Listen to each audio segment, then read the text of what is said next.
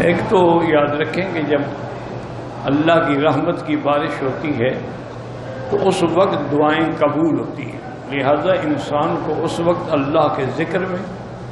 اور اللہ سے دعا مانگنے میں وہ گھڑیاں ضائع نہیں کرنی چاہیے، کیونکہ ایسی رحمتیں اور خاص طور پہ کعبۃ اللہ میں آدمی ہو، اللہ کے حرم میں ہو، یعنی گھر بھی برکت والا اور آسمان سے پانی بھی برکت والا اور رحمت والا،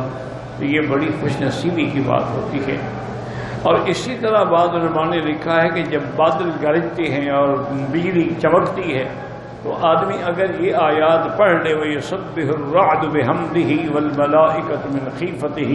تو اللہ اس کو بجلی گرنے سے اور اس سے جلنے سے محفوظ رکھ لیتے ہیں کہ جب بھی بجلی چمکے، بادل گرجے تو آدمی یہ آیت جو ہے پڑھتا رہے وَيُسَبِّحُ الرَّعْدُ بِحَمْدِهِ، سب اللہ کی تسبیح و تحمید کر رہے ہیں، وَالْمَلَائِكَةُ مِنْ خِيفَتِهِ، تو اللہ تعالیٰ اس کو اس سے محفوظ رکھتے ہیں۔ اور بہرحال بارشیں رحمت بھی ہوتی ہیں اور نعوذ باللہ بارشیں عذاب بھی ہوتی ہیں۔